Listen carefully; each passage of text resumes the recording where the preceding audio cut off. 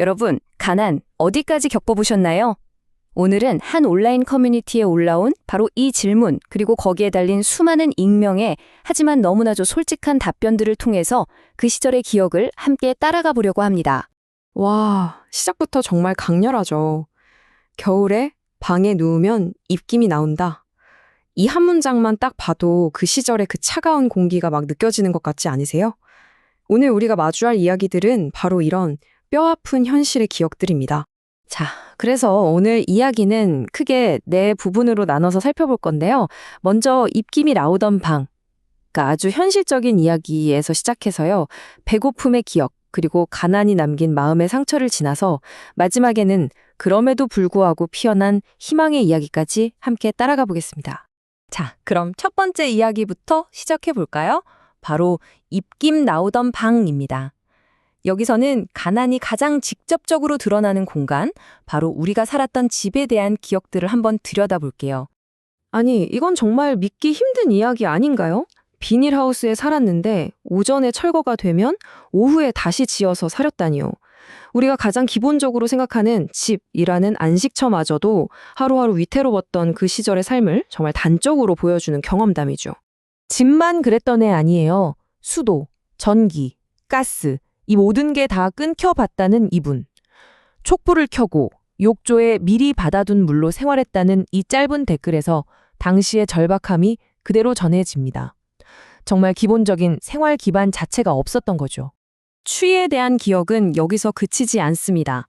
옥탑방의 겨울, 너무 추워서 문이 꽁꽁 얼어붙어서 열리지도 않았다는 이 경험은 맨 처음 봤던 그 입김의 기억과 딱 이어지는 것 같아요. 그야말로 뼈를 애는 추위가 일상이었던 겁니다. 자, 지금까지 나온 이야기들을 좀 정리해보면요. 결국 이겁니다. 끊임없는 추위와 습기, 그리고 반지 하나, 비닐하우스 같은 정말 불안정한 주거 환경, 수도나 전기 같은 기본적인 시설도 없고 심지어는 푸세식 화장실을 써야 했던 이것이 바로 그분들이 온몸으로 겪어냈던 현실이었던 거죠. 이렇게 열악한 환경만큼이나 어쩌면 그보다 더 뼈아팠던 기억은 바로 배고픔이었을 거예요. 두 번째 이야기, 너무나 유명한 노래 가사이기도 하죠. 어머니는 짜장면이 싫다고 하셨어입니다. 아, 이 말. 어머니는 짜장면이 싫다고 하셨어. 노래 가사로만 듣던 이 말을 실제로 들었다는 댓글입니다. 자식에게 한 젓가락이라도 더 먹이고 싶었던 그 부모님의 마음. 아마 한국인이라면 누구나 가슴이 찡해지는 그런 말일 거예요. 이것도 정말 구체적인 생활의 모습이 담겨 있죠.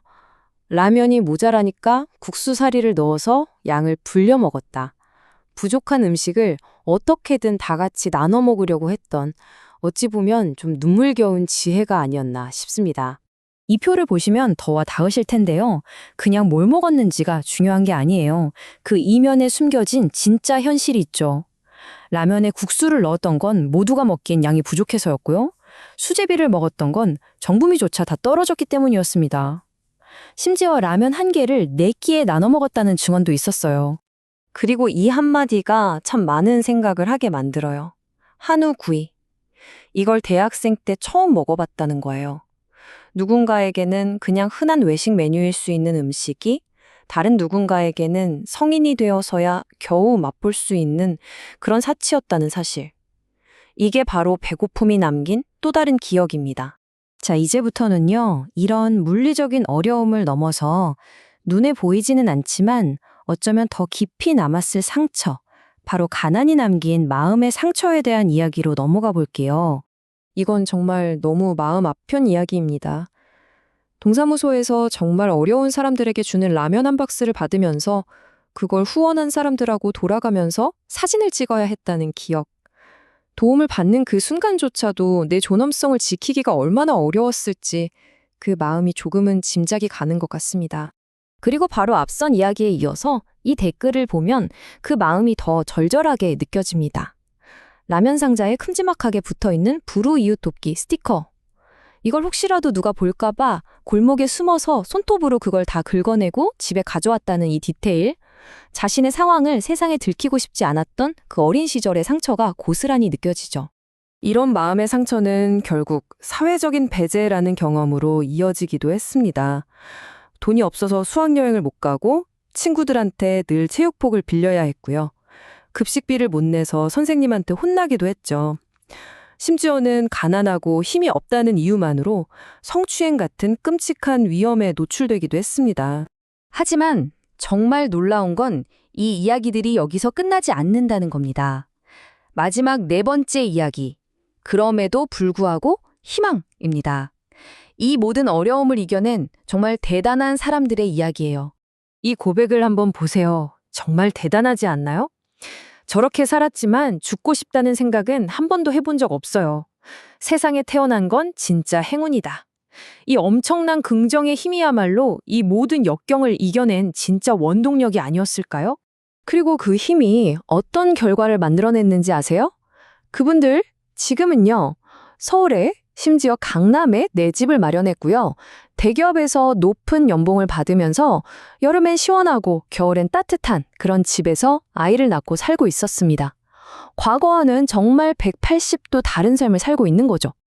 네, 바로 이 문장이 오늘 우리가 나눈 모든 이야기의 핵심을 담고 있는 것 같습니다. 힘들게 살아온 만큼 어떤 위기가 와도 더 담대하게 극복해낼 수 있다. 과거의 그 혹독했던 시간들이 오히려 지금을 살아가는 가장 큰 힘이자 자양분이 된 거예요. 정말 감동적인 통찰이죠. 이 모든 이야기를 듣고 나니 문득 이런 질문이 떠오르네요.